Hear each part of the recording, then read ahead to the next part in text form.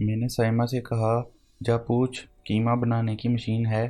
میری بیٹی دروازے پر گئی اور پوچھا تو وہ بولا ہاں ہے۔ وہ سامنے والے گھر کے دروازے پر جو میرا بھائی بیٹھا سامان دکھا رہا ہے اس کے پاس ہے، چلو میں اس کا لا کر دکھا دوں۔ اس آدمی نے بچی کو ساتھ لے لیا۔ میرے کان منتظر تھے کہ ابھی سائمہ کے اندر آنے کی آہٹ آئے گی۔ کئی منٹ یوں ہی گزر گئے مگر سائمہ نہ آئی تو میرا جی گھبرانے لگا۔ میں اٹھ کر دروازے پر گئی، در سے جھانکا تو نہ سائمہ تھی اور نہ ہی پھیری والا تھا۔ گلی سنسان پڑی تھی۔ اب تو کلیجہ منہ کو آنے لگا۔ ناظرین، اگر آپ دلچسپ کہانیاں سننا چاہتے ہیں تو اس چینل کو سبسکرائب کر لیں اور بیل آئیکن پریس کر دیں تاکہ نئی ویڈیوز کا نوٹیفیکیشن آپ کو مل سکے۔ شکریہ۔ ہم صرف 2 بہن بھائی تھے۔ میں اپنے بھائی سے تقریباً 8 سال بڑی ہوں۔ جب میرا یہ بڑا بھائی جگنو 10 سال کا تھا تو ہمارے والدین فوت ہو گئے۔ ان دنوں میری منگنی میرے چچا کے لڑکے سے ہو چکی تھی۔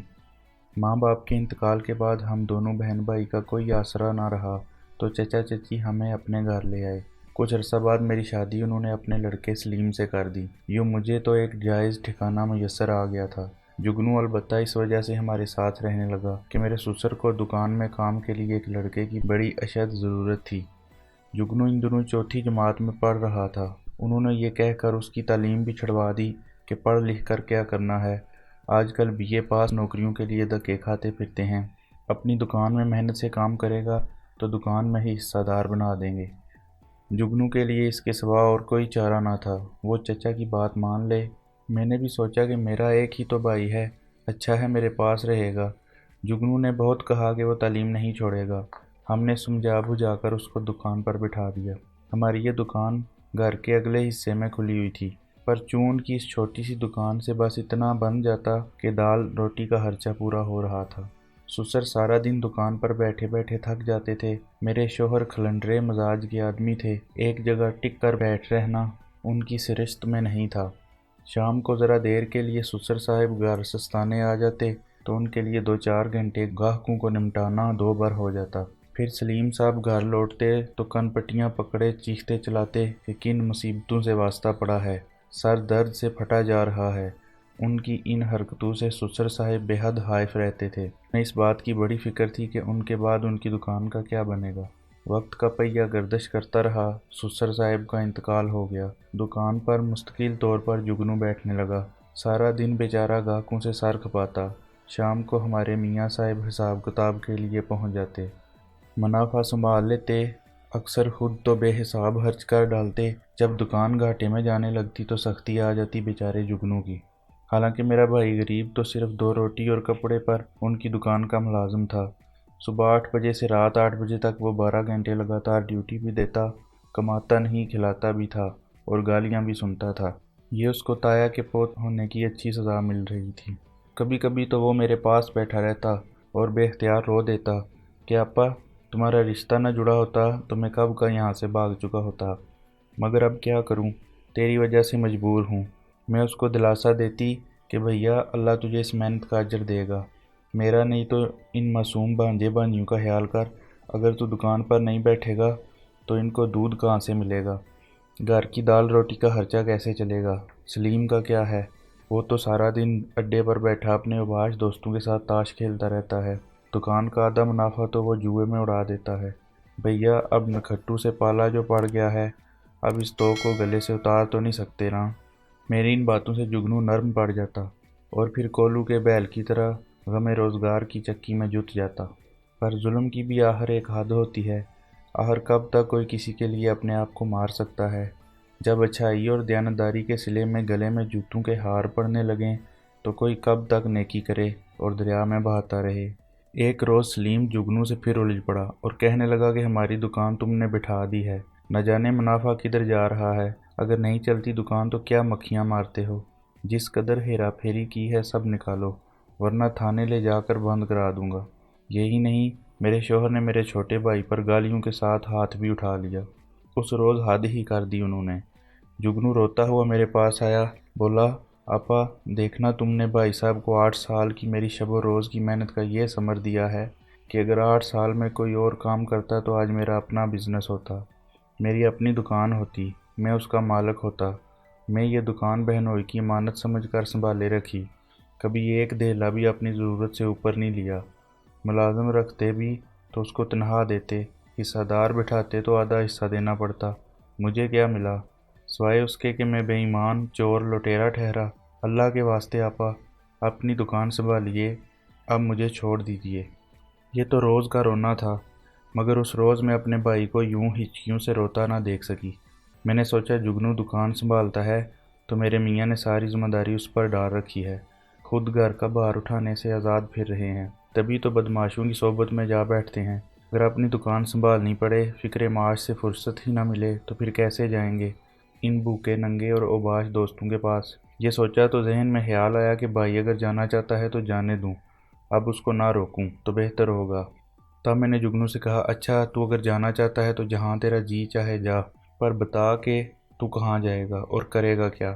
اتنا سرمایہ ہے تیرے پاس، اگر دکان سے لے گا تو ساری نیکی برباد اور گناہ لازم والا حساب ہو جائے گا۔ یہ تو یہی کہیں گے کہ جاتے ہوئے ہماری دکان کی ساری جمع پونجی لوٹ کر لے گیا۔ جگنو کہنے لگا، آپا تم اس کی فکر نہ کرو، اللہ رازق ہے، مجھے تو بس تمہارے اذن اور اجازت کی ضرورت ہے۔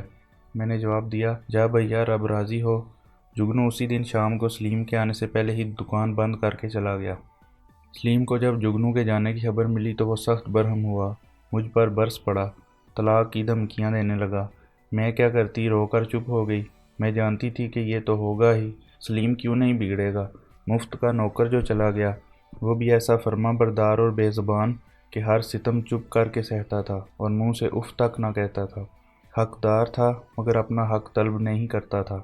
اتنا آرام اس کے ہونے سے سلیم کو تھا کہ مدتوں اس نے جگنو کو دکان پر بٹھا کر خود چین کی بانسری بجائی تھی۔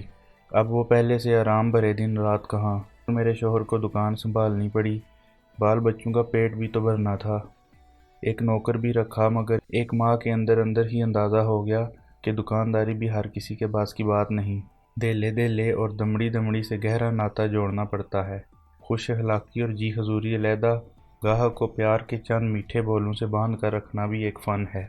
ادھر سلیم کا مزاج ایسا تھا کہ بات بات پر غصہ آ جاتا تھا۔ چڑچڑی طبیعت شخصیت کا حصہ بن جائے تو خوش اخلاقی کا ہول چڑھانے میں کتنا دم گھٹتا ہے، یہ تو صرف وہی جان سکتا ہے جس کو کاروباری تقاضوں کی خاطر ایسا کرنا پڑتا ہو۔ 2 ماہ بھی سلیم اس سخت جانی کی تاب نہیں لا سکا اور اس نے جگنو کی تلاش شروع کر دی کہ کسی طرح اس کو منا کر واپس لے آئے۔ سلیم کہتا تھا کہ مجھے جگنو کی ایمانداری اور محنت کشی کا اندازہ ہو چکا ہے، وہ ایک بار مل جائے تو گلے لگا لوں گا۔ ادھر جگنو چند روز تو شہر میں غم روزگار کے لیے بھٹکتا رہا، پھر ایک دوست نے اس کو ایک تانگا گھوڑا دلوا دیا۔ تھوڑی سی مشق کے بعد جگنو کوچوان بن گیا۔ اس بات کی خبر سلیم کو ہوئی تو وہ بہت برہم ہوا، مجھ پر خوب چلاتا کہ تمہارا بھائی کوچوانی کر رہا ہے۔ ہم اعلیٰ خاندان نہ سہی، شہر میں تھوڑی بہت عزت تو تھی جو اس نے تانگا گھوڑا ہانک کر ہاک میں ملا دی۔ جب لوگ مجھے کہتے ہیں کہ تمہارا سالہ کوچوان ہے تو میں شرم سے زمین میں گڑ جاتا ہوں۔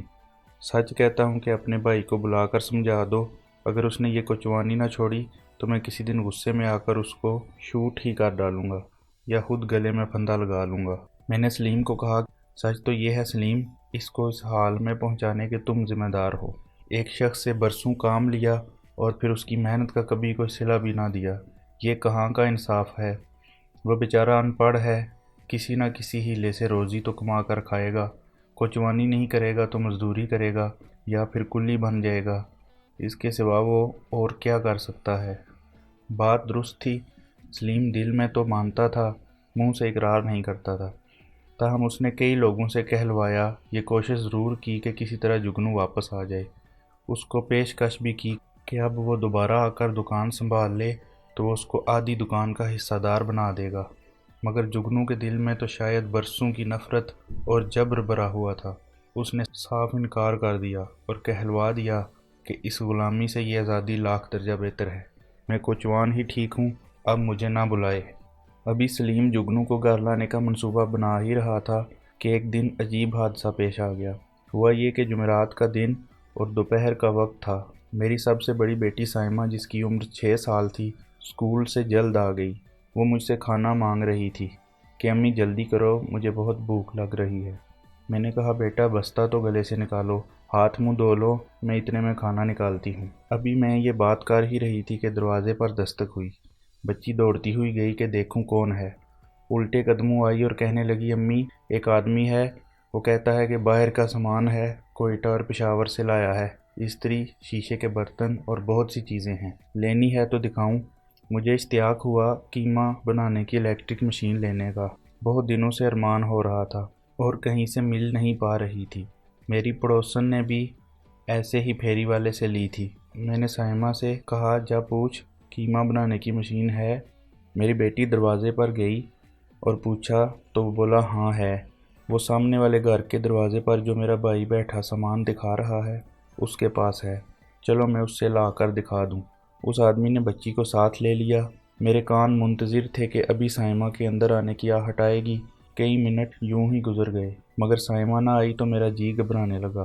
میں اٹھ کر دروازے پر گئی، در سے جھانکا تو نہ سائمہ تھی اور نہ ہی پھیری والا تھا۔ گلی سنسان پڑی تھی۔ اب تو کلیجہ منہ کو آنے لگا۔ یا اللہ خیر! میں دل ہی دل میں دعا مانگتی اندر دوڑی۔ ساس اپنے کمرے میں سو رہی تھیں، انہیں اٹھایا۔ وہ بیچاری ہڑبڑا کر اٹھیں، برقع اوڑھ کر گلی میں نکل گئیں۔ ذرا سی دیر بعد ہامتی کامتی ہوئی واپس آ گئیں کہ بہو بیٹی تو کہیں بھی نہیں ہے۔ اب میں سینہ پیٹنے اور رونے لگی۔ پھیری والے کی آواز میں نے خود سنی تھی، جو کہہ رہا تھا کہ دیکھو سامنے والے دروازے پر میرا بھائی بیٹھا سامان دکھا رہا ہے، قیمہ بنانے والی مشین اس کے پاس ہے، چلو میں تمہیں لے دوں۔ اب مجھے یقین ہو گیا کہ یہ پھیری والا چیزیں بیچنے والا نہ تھا، یہ میری سائمہ کو اغوا کر کے لے گیا ہے۔ شکر ہے سلیم اس وقت دکان پر تھے، اس کے پاس اماں دوڑی گئیں۔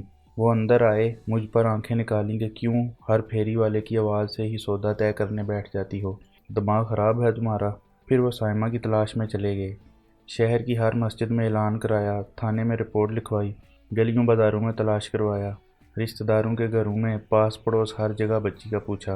اگر سائمہ ہوتی تو کہیں ملتی۔ میرا رو رو کر برا حال تھا۔ کبھی سائمہ کے ابو اندر آتے، گھر میں 2 منٹ بڑبڑا کر پوچھتے کوئی سائمہ کی خبر لایا، پھر بوکھلا کر باہر چلے جاتے۔ سچ کہتی ہوں وہ گھڑیاں ہمارے لیے موت سے بھی کڑی تھیں۔ رات سر پر آ گئی، مجھے غش آنے لگے، یہ سوچ کر کہ نہ جانے سائمہ اس وقت تک کس حال میں ہوگی۔ میں نے مسلح اٹھا لیا اور سجدے میں جا کر سائمہ کی واپسی کے لیے رو رو کر دعا مانگنے لگی۔ سلیم بھی سر جھکائے چارپائی پر مایوس بیٹھے تھے۔ رات کے 12 بجے کا وقت ہو گیا کہ دروازے پر دستک ہوئی۔ سلیم نے دوڑ کر دروازہ کھولا۔ جگنو بازوؤں میں سائمہ کو اٹھائے کھڑا تھا۔ سلیم سائمہ کو لے کر اندر آئے، ان کے پیچھے جگنو تھا۔ کہنے لگا، اللہ نے معجزہ دکھا دیا، آج آخری گاڑی کے جانے کا 9 بجے کا وقت تھا، مگر وہ 2 گھنٹے لیٹ ہو گئی۔ 2 مرد ایک بچی کو لیے اسٹیشن پر بیٹھے تھے۔ میں گاڑی کے انتظار میں اسٹیشن پر تانگا لیے کھڑا تھا۔ ریل کے لیٹ ہو جانے سے نیند ستانے لگی تو چائے پینے کے لیے کینٹین پر آیا۔ وہ دونوں پٹھان فرش پر بیٹھے تھے، بچی ان کے درمیان لیٹی تھی اور اس کو انہوں نے اچھی طرح چادر میں لپیٹ رکھا تھا۔ اچانک یہ رونے لگی۔ اس کے رونے کی آواز پر میں متوجہ ہوا۔ پٹھان مجھے اپنے قریب کھڑا دیکھ کر گھبرا گئے۔ میں نے ایسے ہی پوچھ لیا، لالا بچی کیوں رو رہی ہے؟ میری آواز سنتے ہی سائمہ نے چادر کی بکل سے منہ نکال کر مجھے دیکھا اور دوڑ کر مجھ سے لپٹ گئی۔ ماموں مجھے گھر لے چلو، یہ مجھے پکڑ کر لے جا رہے ہیں۔